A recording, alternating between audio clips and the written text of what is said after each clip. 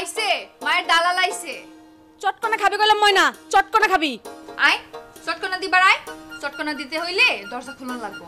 আর দরজা যদি খোলস তোরে আমি আর মমতা বউ আটকা থুইয়া জামুগা। পারবি আমাকে লাগে? পারবি?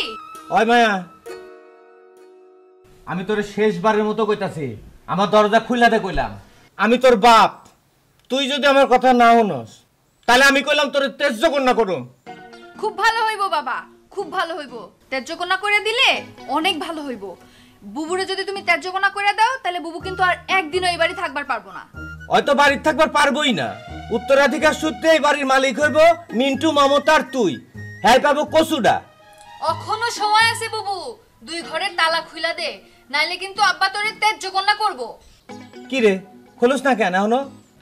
তুমি জানো না আব্বা, আমি যদি তোমার ঘরে দরজা খুইলা দেই মা আমারে আস্ত রাখবো। ম্যাগিও ঠিক আমার মতোই কোয়ালিটিতে কোনো ছাড় দেয় না।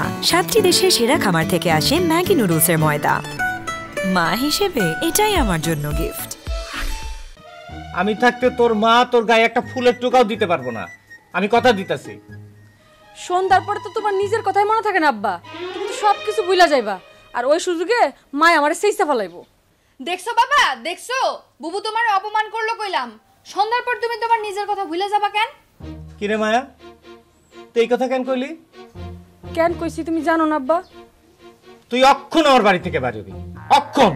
বাইরে বুবু বাইরে, অক্ষণ বাইরে। এই বাড়িতে থাকনের আর তোর কোনো অধিকার নাই। তোরে আজকে আমি বাইরে গেলাম, মাছ কাহুক, তারপর দেখিস তো আমি কি করি। আসগর,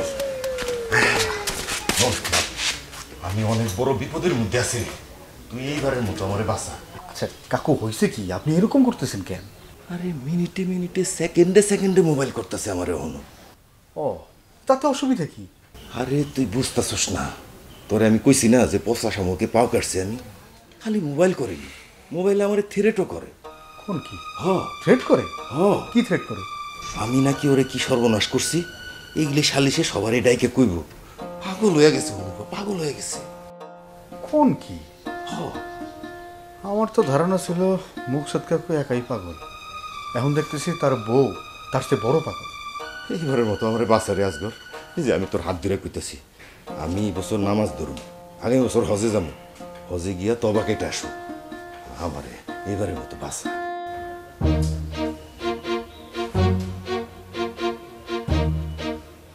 আচ্ছা ঠিক আছে, আমি দেখতেছি কি করা যায়।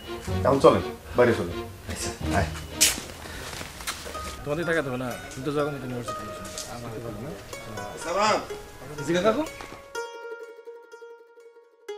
চা সিঙ্গারা সব ঠিক আছে? জি কাকা, সব ঠিকঠাক আছে।